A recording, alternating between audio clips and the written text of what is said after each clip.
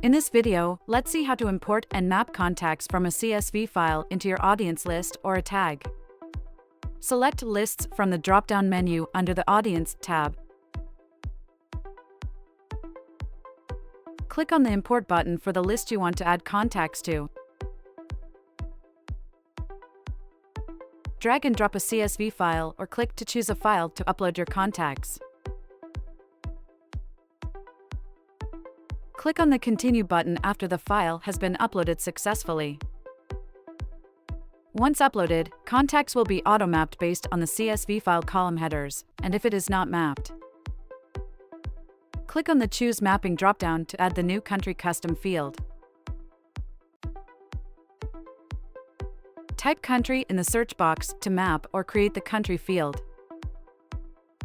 Select Create Field Country Text to create a new text field for the country column, and similarly for other columns.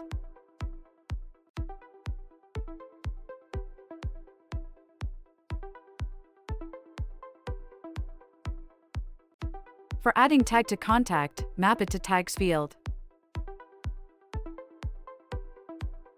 Click on Complete to finish the mapping process and proceed.